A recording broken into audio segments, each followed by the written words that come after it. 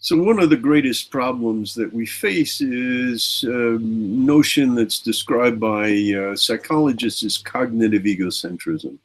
The psychiatrist who first coined the term was working with teenage boys who, not surprisingly, could think of nothing but sex.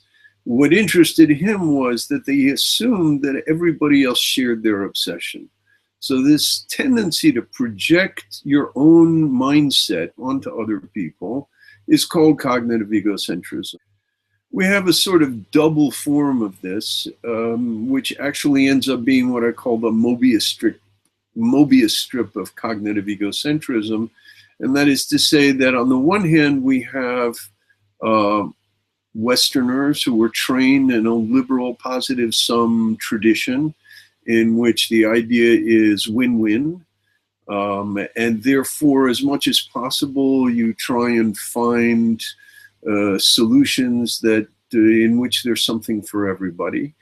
And you assume that if you're nice to people, they'll be nice to you. And that people are basically good unless proven not good. But by and large, modern civil society actually depends on the idea that we are generous with each other and we give each other the benefit of the doubt. And we treat each other decently and expect to be treated decently in return. As a result, we tend to project this onto people who don't necessarily share this point of view. Now, the other point of view, which we could call a zero-sum mentality, is one in which everything is a zero-sum game. Everything is I win, you lose. If you win, I lose. If you win anything, I lose. It's not just if you win something. So literally a positive sum game registers in the mind of the zero-sum game player as a loss. Anything you win is a loss for me. And so as a result, people who come from cultures in which most interactions, particularly with strangers and outsiders, is a zero-sum game, have a tendency to project the same mentality onto other people. So they assume that even when we're playing positive-sum games, we are in fact playing zero-sum games. So that if we come up with a solution in which there's something in it for us and there's something in it for them, they view that as an effort to beat them and to win in this zero-sum game. So as a result, when you get that mutual projection in which we liberal cognitive egocentrists, positive-sum cognitive egocentrists, project our attitude onto people who are playing zero-sum games, and zero-sum cognitive egocentrists project onto us that we're playing zero-sum games, generally the side that's playing the zero-sum game wins. Probably the best example of this was the Oslo peace process, in which, on the one hand, the whole formula, land for peace, is a notion of a positive sum. The Israelis get peace, the Palestinians get their own state, they get the land. And as a result, everybody should be happy. But in fact, from the point of view of the Palestinians, who wanted it all and who could only win if Israel lost, any victory on the part of the Israelis was a loss. And as a result, even though there were generous concessions made by the Israelis, including dividing Jerusalem, made at the Camp David talks, the answer from Yasser Arafat was no. Now, one of the ways that you see cognitive egocentrism at work is that immediately thereafter, a number of pro-Palestinian figures in the West tried to explain why Yasser Arafat said no, not in terms of his zero-sum game with the Israelis, but on the contrary, to insist that if only the Israelis had given more, then he would have said yes. That he was perfectly willing to play positive-sum games, but Israel didn't give enough as far as he was concerned. Of course, there is a really interesting question here, which is, just how long are you going to have your people suffer stateless in order to get every last concession you can get? But in general, the attitude was, if only Israel gave more, then things would work.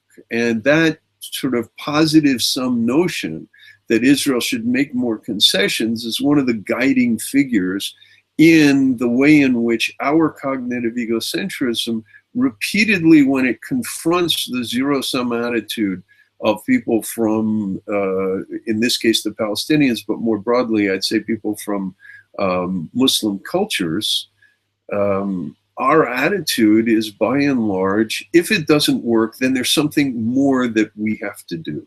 So cognitive egocentrism can actually lead to what I call masochistic omnipotence syndrome, which is, it's all our fault. If only we were nicer, if only we gave more, if only we made more concessions, then things would work. And if things don't work, it must be our fault. So on the one hand, you have this masochism of always blaming yourself. And on the other hand, you have this omnipotence fantasy in which you are responsible for everything that goes right or wrong. And it completely robs the Palestinians or whoever we're in conflict with, it robs them of their agency. They are no longer viewed as moral agents who make decisions. They're viewed merely as people who are reacting to the things that we do. And if we change, they will change, and there's no problem. And, you know, one of the things that we find, and this illustrates how the Mobius strip of cognitive egocentrism works to the advantage of the zero-sum players, is every time Israel makes a concession, it's taken by the zero-sum players as a sign of weakness, not as a sign of generosity. We in the West think that when we make concessions, when we grant people things, we're being generous. But on the other hand, from their point of view, from the zero-sum cognitive egocentrist point of view, all of these concessions are forms of weakness that show that we are desperate, we are not capable of fighting for what we want, and therefore we're trying to cajole them. And they take it as a sign of weakness, which calls forth further aggression.